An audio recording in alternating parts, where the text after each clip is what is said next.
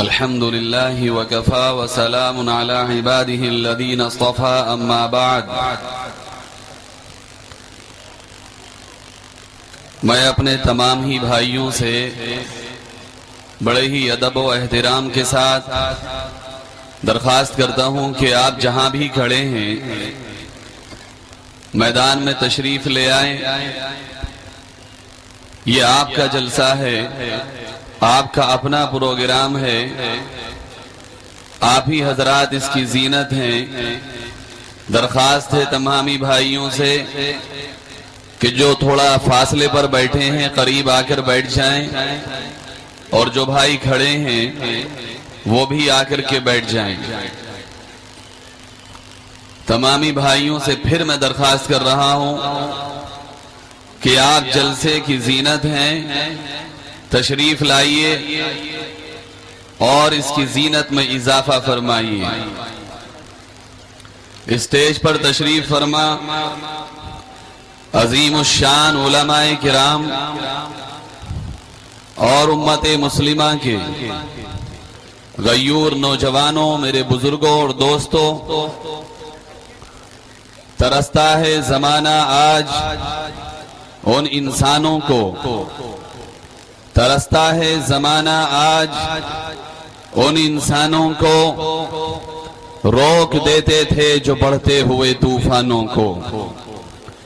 لگاتا تھا تو جب نعرہ تو خیبر توڑ دیتا تھا، لگاتا تھا تو جب نعرہ تو خیبر توڑ دیتا تھا، حکم دیتا تھا دریا کو تو رستہ چھوڑ دیتا تھا۔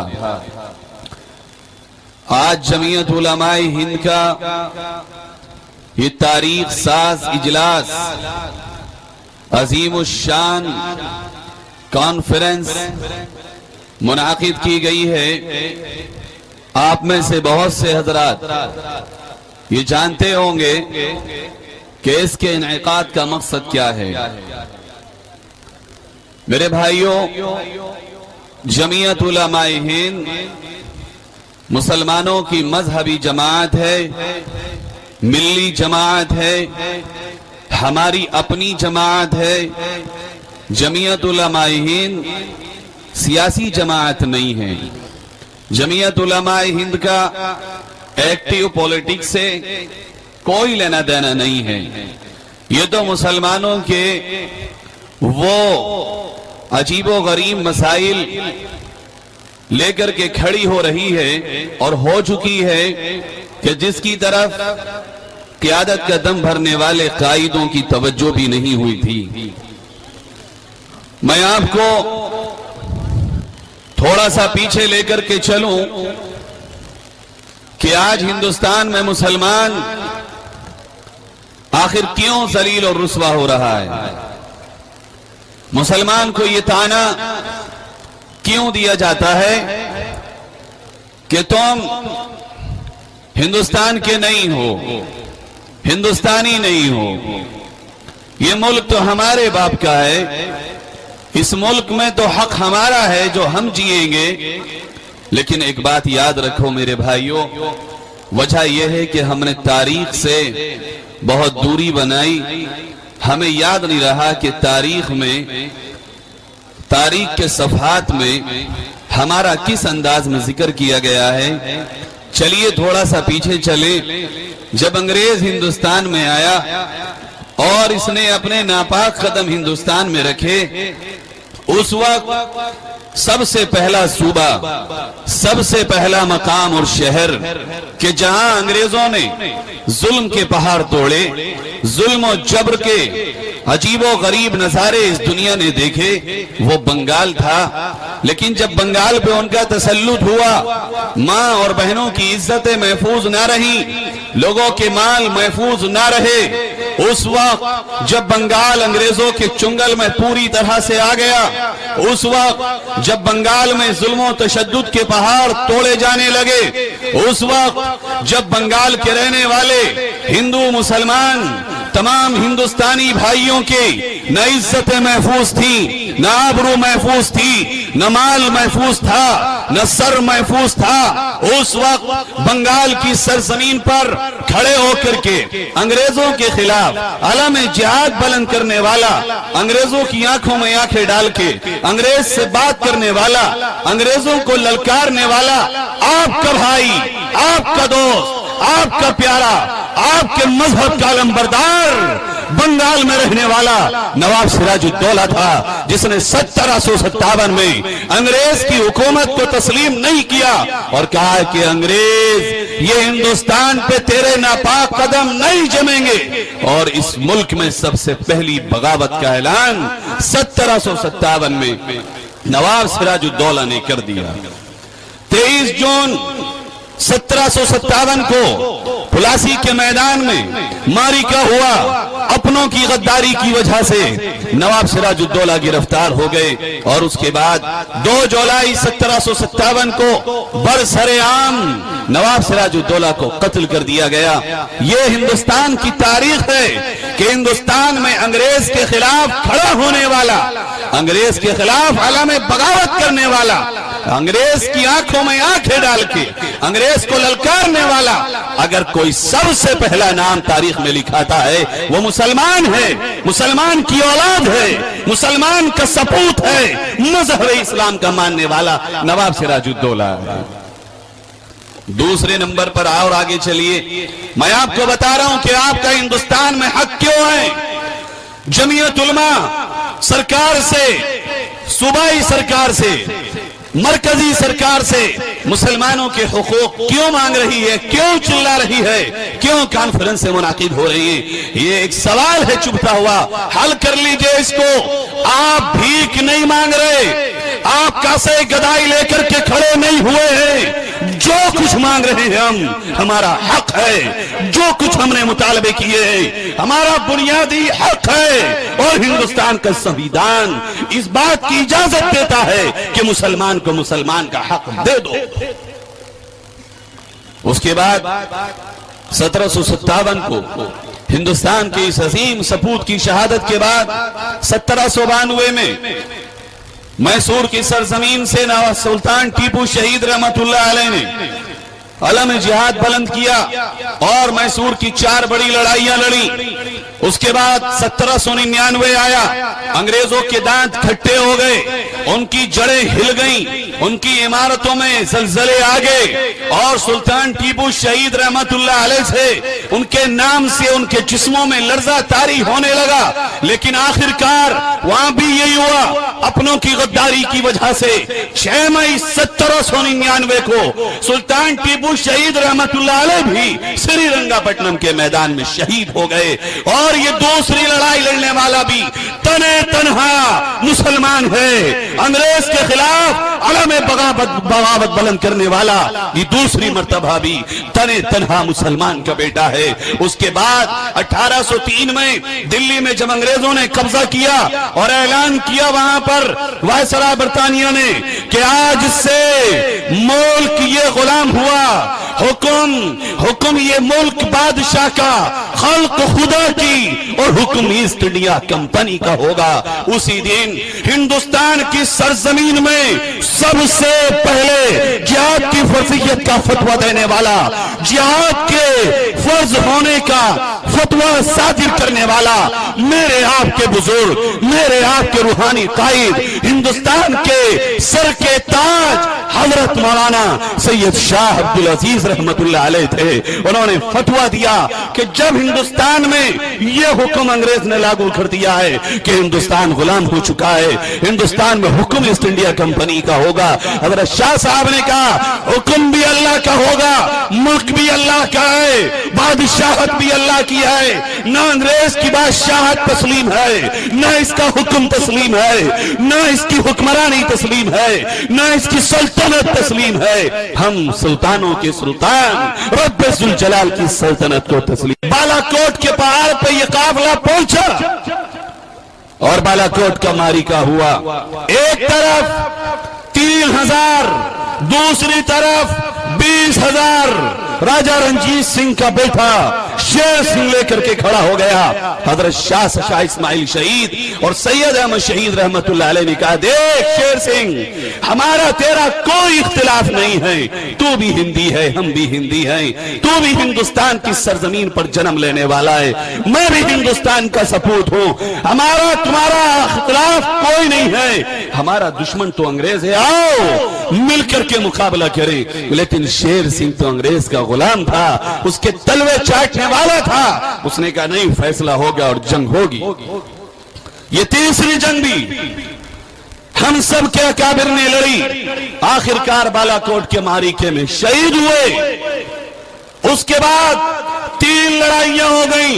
नोट कर लीजिए मुसलमानों, तुम थे अकेले मैदान में, हमारे आबा अजदाद थे अकेले मैदान में, जमीयत उलमा के अकाबिर थे अकेले मैदान में, दूसरा कोई नहीं था। बल्कि मैं यूं कहूं तो गलत ना होगा कि तुम्हें तो आजादी का एहसास भी नहीं था 1831 तक, तुम्हें शोर भी नहीं था।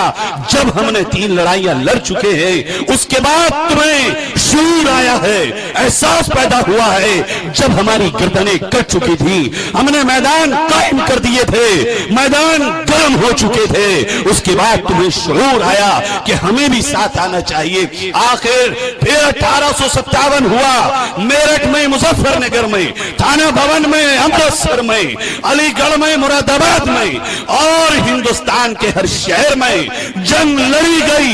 फैसला कुन जंग 1857 की उलमाए देवबंद ने, जमीयत के अकाबिर ने, जमीयत के बुजुर्गों ने, दारुल देवबंद के कायदों ने अंग्रेज से लड़ी। अपनों की बगावत की वजह से 1857 में भी हमने शिकस्त खाई। बल्कि मैं यूं कहूं, मैं कहूंगा तो हमारे भाई कहेंगे कि अपनी तारीख बता रहा है हिंदी मुअर्रिख, हिंदू मुअर्रिख सेवाराम गोप, हिंदू है हमारा वो, उसने लिखा कि 1857 की लड़ाई में सबसे ज्यादा अगर सर कटे तो मुसलमानों के कटे हैं। और वो लिखता है कि 1857 में कम से कम मेरे अंदाजे के मुताबिक 5 लाख मुसलमान सिर्फ मगरिबी यूपी के मुसलमानों का अंग्रेजों ने कत्ल किया है।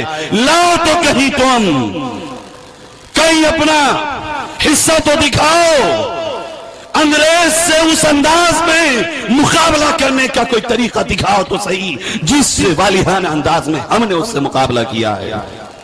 1857 के बाद 34,000 उलमा को फांसी दे दी गई दिल्ली के चांदनी चौक में। जब हमें फांसी दी जाती थी तो सूली के फंदे पर जो उलमा को लटकाया जाता है, मिस्टर थॉमसन लिखता है कि मैं जब देखता था तो कभी कभी इन मौलवियों की लाश अंग्रेजी में 8 की तरह तड़प तड़प के हो जाया करती थी, लेकिन उसके बावजूद भी उलमाए देवबंद ने और हिंदुस्तान के मुसलमानों ने अपने आप को एक कदम भी पीछे नहीं हटाया। उसके बाद फिर तहरीकें चली, 4 लड़ाइयां ये हुई। उसके बाद फिर मुश्तरका लड़ाई हुई, गांधी जी भी साथ आए और दीगर मुजाहिदीन आजादी भी साथ आए। बिलाखिर 1947 15 अगस्त 1947 को ये मुल्क आजाद हुआ। और उससे पहले थोड़ा सा मैं आपको ये बताऊं कि 1919 में जमीयत उलमा का क़याम हुआ और ये ऐसे वक्त में था कि जब मुल्क आग के शौलों पर खड़ा था, जब मुल्क आग पर, अंगारों पर खड़ा था, जमीयत उलमा का क़याम हुआ। और इतनी बड़ी हिस्सेदारी किसी ऑर्गेनाइजेशन की, किसी तहरीक की, किसी तंजीम की हिंदुस्तान की आजादी में नहीं है जितनी बड़ी हिस्सेदारी जमीयत उलमा की और उसके अकाबिर की है। 1919 में जमीयत उलमा का क़याम होता है। 1 साल के बाद जमीयत के अकाबिर अंग्रेज के बाइकाट का ऐलान कर देते हैं। मुलाजमत हराम, नौकरी हराम, इमदाद हराम, अंग्रेज से ताल्लुक हराम, उसकी फौज में भर्ती होना हराम। और ये जिगर, ये शुजाअत, ये बहादुरी सिर्फ और सिर्फ जमीयत उलमा के अकाबिर को थी, बाकी अल्लाह ने किसी के हिस्से में ये शुजाअत नहीं रखी। اس کے بعد مقدمے چلے، گاندھی جی نے سول نافرمانی کی تحریک چلائی، سب سے زیادہ حصہ لینے والے اگر کوئی تھے تو دلی سے لے کے اور ہندوستان کے ہر شہر میں سب سے بڑی گرفتاریاں اگر دی تھی تمہاری اس جمعیت علماء نے دی تھی اور کوئی نہیں تھا۔ اس کے بعد گاندھی جی آپ ضرور فریڈم فائٹر اور مجاہد آزادی ہیں، لیکن ہندوستان کی مکمل 100% آزادی اور فریڈم کا نعرہ پوچھو تم تاریخ کے صفحات سے، الٹو تاریخ کے اوراق کو، پلٹو تاریخ کے صفحات کو اور دیکھو کھول کے، سب سے پہلے مکمل ہندوستان میں آزادی کا نعرہ اگر کسی نے دیا تھا تو جمعیت علماء نے دیا تھا اور کوئی نہیں تھا۔ اور آخر جب ہندوستان کو بانٹنے کی بات کی گئی، جمعیت علماء کھڑی ہوئی اور کہا جمعیت نے ہندوستان کو مت بانٹو، اس لیے کہ یہ ہندوستان اگر بٹا تو نہ یہاں محفوظ رہیں گے لوگ نہ وہاں محفوظ رہیں گے لوگ، بلکہ اگر تمہیں ہندوستان کو آباد کرنا ہے، ہندوستان کو ترقی پر چلانا ہے تو ہندوستان کو متحدہ ہندوستان بناؤ۔ لیکن سردار پٹیل کی ناجائز اولادوں کی وجہ سے اور سردار پٹیل کی گندی ناپاک گھناؤنی سازشوں کی وجہ سے ہندوستان کا بٹوارا ہوا، ہندوستان تقسیم ہوا۔ جمعیت علماء کہتی رہی، چیختی رہی، چلاتی رہی، ہندوستان مت بانٹو، ہندوستان مت بانٹو۔ اگر آج تم ہم سے یہ کہتے ہو ہم نے تمہیں پاکستان دیا ہے، ہم نے پاکستان نہیں مانگا تھا، ہم نے تو ہندوستان کی 100% آزادی مانگی تھی۔ بہرحال 1947 15 اگست کو ہندوستان آزاد ہوا۔ ایک طرف دلی میں انڈیا گیٹ پر ہندوستان کی آزادی کا پرچم لہرایا جا رہا ہے، دوسری طرف مسلمانوں کی تباہی اور بربادی کے منصوبے بنائے جا رہے ہیں۔ میرے آپ کے بزرگ یہ خواب دیکھ رہے ہیں کہ اب ہندوستان آزاد ہوا، اب ہندوستان کی بٹیا کی عزت محفوظ ہو گئی، اب ہندوستان محفوظ ہو گیا، یہاں بلا تفریق مذہب و ملت ہر شخص اچھی زندگی جیے گا۔ لیکن یہ کچھ نہیں ہوا۔ آج میرے بزرگوں نے سوچا تھا، جو سوچا تھا وہ نہیں ہوا۔ آج ہونا تو یہ چاہیے تھا، ہندوستان کی آزادی میں جن کا سب سے بڑا کردار ہے، جن کی سب سے زیادہ قربانیاں ہیں، جن کے کٹے ہوئے سروں کی اگر تعداد گنو گے 99% سر ہمارے ملیں گے، 1% سر تمہارے ملیں گے۔ آنکڑا لگاؤ، گणित پڑھنا نہیں جانتے ہو ہم سے پڑھ لو، ہم تمہیں سکھا دیں گے۔ تم پانچوں کی پانچوں آزادی کی لڑائیوں کا حساب لگاؤ اور دیکھو ایمانداری کے ساتھ، انصاف کے ساتھ، عدل کے ساتھ، انصاف کے ساتھ اس پیمانے پر تولو، تم خود یہ کہو گے کہ مسلمان 99% ہندوستان کی آزادی کا حصے دار ہے۔ لیکن کیا ہوا؟ ہونا تو یہ چاہیے تھا کہ ہندوستان میں جس طرح سے ہمارے فریڈم فائٹرز جو ہندو تھے قابل تعریف ہیں، وہ اسی طرح جس طرح ان کے ناموں کی لسٹیں بنائی گئیں، ان کو اعزاز سے نوازا گیا، ان کو انعامات سے نوازا گیا، جس طرح سے برادران وطن کے فریڈم فائٹرز کو عزت سے نوازا گیا۔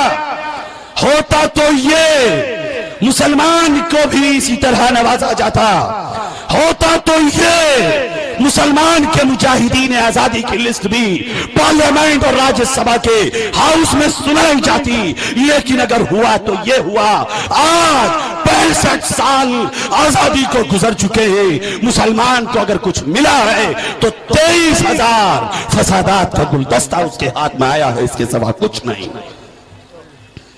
اور اس 23,000 فسادات میں کاٹا مسلمان، مرا مسلمان، لوٹی مسلمان کی عزت گئی، لوٹے گئے مسلمانوں کے مال اموال اور املاکیں ان کی اجاڑ دی گئیں، ان کی تباہی اور بربادی کا کوئی دقیقہ ایسا نہیں تھا جس کو چھوڑا گیا ہو، اور ظلم پر ظلم یہ کاٹا مسلمان کو گیا، دبایا مسلمان کو گیا، لاشیں مسلمان کی گری، آبروئیں مسلمان کی لوٹی گئی، اور پھر کہہ دیا گیا کہ فساد کا ذمہ دار مسلمان ہے، مسلمان جذباتی ہے، مسلمان ایموشنل ہو جاتا ہے۔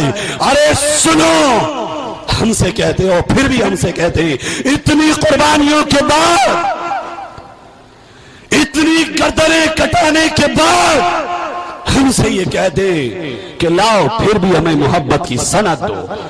کیا جمعیت علماء اس کا ٹائٹل تمہاری اس بات کی گواہی کے لیے کافی نہیں ہے کہ تم ہندوستان کے وفادار ہو؟ میں کہتا ہوں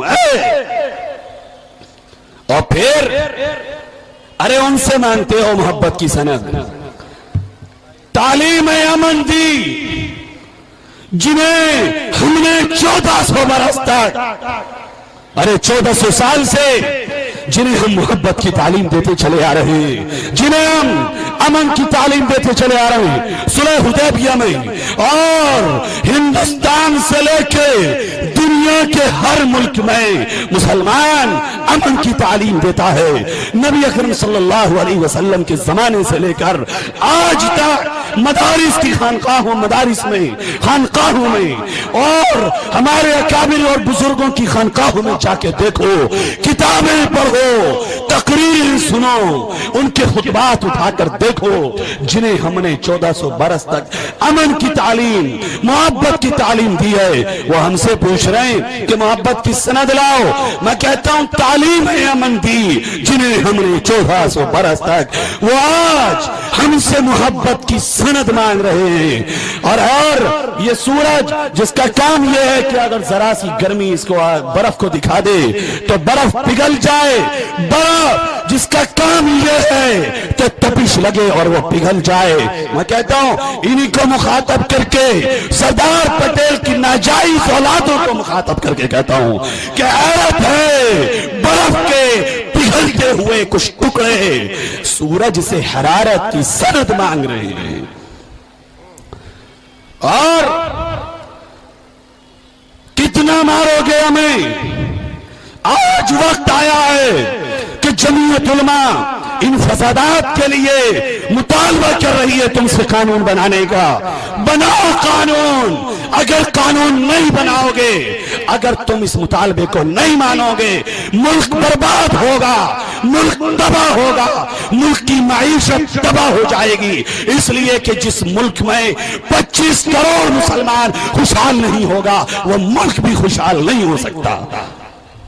میرے دوستو، یہ جو 3 مطالبے حضرت آپ کے سامنے بیان کریں گے، جو رکھے ہیں آج، میں آپ کو ایک بات بتا رہا ہوں، قیادت کا دم بھرنے والے بہت ہیں، لیڈری کے دعوے کرنے والے بہت ہیں، میں قائد ہوں، میں رہبر ہوں، میں کچھ اور ہوں، لیکن یاد رکھنا قیادت کا صحیح حقدار کون ہے؟ قیادت کا حق کون ادا کر رہا ہے؟ مسلمان 65 سال سے پٹتا ہے، کہاں چلے گئے قائد؟ کہاں چلے گئے ہندوستان کے رہبر؟ کہاں چلے گئے ہماری بہنوں کے آنسوں کو پہنچنے والے؟ کوئی نہیں آیا، نہ منسٹر کوئی آیا، نہ ایم ایل اے کوئی آیا، نہ ایم پی کوئی آیا، نہ کوئی اور مذہبی لیڈر آیا۔ اگر کسی نے آ کے میری ماں کے دکھ کو بانٹا ہے تو وہ صرف ایک شخصیت ہے، وہ صرف ایک ذات ہے۔ ہندوستان کے حالات تو دیکھو، میں نام لے رہا ہوں آپ کے سامنے اور کھل کے کہتا ہوں، اللہ کو حاضر و ناظر جان کے کہتا ہوں، کوئی ہندوستان میں سوائے امام الہند مولانا ارشد مدنی صاحب دامت برکات ان کے علاوہ، مولانا ارشد مدنی کے علاوہ کوئی نہیں ہے جو بغیر کسی لالچ اور حرص اور طمع کے مسلمانوں کی لڑائی کے لیے آگے بڑھا۔ دیکھیں آپ ابھی 18-15 سال سے نیا منصوبہ بنایا گیا، لاؤ مسلمان کے بچے کو ڈال دو جیل میں پکڑ کے، کیا دو دیسا یہ ٹیررسٹ ہے، یہ آتنکوادی ہے، سپریم کورٹ کے آئین کو تباہ کر رہی ہے، قانون کی دھجیاں اڑا رہے ہیں، قانون کے ٹکڑے ٹکڑے کر دیے، کوئی ان کی مار پکڑنے والا نہیں، کوئی ان کے ظالم پنجے کو دبوچنے والا نہیں۔ آپ دیکھیے میرے رامپور سے میرا تعلق ہے، سی آر پی ایف میں 31 دسمبر 2007 کو حملہ ہوا، سب کو معلوم ہے حملہ نہیں تھا، آپس کی رنجش میں شراب پی کر کے جشن میں گولیاں چلی، لیکن 5 مسلمان جوانوں کو پکڑ لیا گیا۔ رامپور کا قائد، یو پی کے قائد، ملک کے قائد سوتے رہے اور ان 5 جوانوں کو 6 مہینے تک نہ داڑھی میں کنگھا کرنے کی اجازت، نہ بالوں میں کنگھا کرنے کی اجازت، نہ نہانے کی اجازت، 6 مہینے تک ان کے بالوں میں چوہیں پڑ گئی، میل کا انبار لگ گیا، کوئی ان کا پرسان حال نہیں پوچھنے والا، کوئی یہ بھی کہنے والا نہیں کہ یہ غلط ہے۔ سب نے کہا ہم مذمت کرتے ہیں، سی آر پی ایف حملے کی مذمت کرتے ہیں، لیکن میرے قائد کھڑے ہوئے، حضرت مولانا ارشد مدنی صاحب کھڑے ہوئے، کہا تم یہ کہو مسلمان بے نمازی ہے مان لوں گا، تم یہ کہو مسلمان سنت سے نبی کی دور ہے میں مان سکتا ہوں، لیکن اگر یہ کہو گے مسلمان دہشت گرد ہے، ارشد مدنی اس کو نہیں مانے گا۔ اور کھڑے ہوئے سی آر پی ایف کانڈ کا مقدمہ اپنے ہاتھ میں لیا، اور دلی سے وکیل صاحب رامپور ہر تاریخ پہ آتے ہیں، کون ہے وہ؟ مولانا کا کوئی رشتہ دار نہیں، حضرت کا کوئی ریلیشن ان سے نہیں تھا، کوئی تعلق اس سے پہلے نہیں تھا، نہ ان کے اسٹوڈنٹس اور شاگرد ہیں وہ، لیکن ایک رشتہ ہے جو مجھے اور آپ کو رب نے دیا ہے، وہ رشتہ جو سب سے پاک ہے، جو سب سے معزز ہے، جو سب سے برتر ہے، جو سب سے بالا ہے، وہ رشتہ ہے ایمانی رشتہ۔ میرے قائد نے کہا ایمانی رشتے کا بارہ میں رکھوں گا اور میں تمہارے مقدمے لڑوں گا۔ ان کی مائیں روتے روتے اندھی ہو گئیں، کسی کو ان کے آنسو پہنچنے کی فکر اور وقت بھی نہیں تھا، لیکن ہمارے حضرت مولانا ارشد مدنی صاحب آئے، حالانکہ وہ 5 کے 5 ہمیں ماننے والے نہیں، ہم سے تعلق رکھنے والے نہیں، وہ 5 کے 5 ہم سے بچنے والے مسلک سے تعلق رکھنے والے تھے، لیکن حضرت نے کہا کچھ بھی ہو یہ مسلمان تو آئے، میں ان کا مقدمہ لڑوں گا اور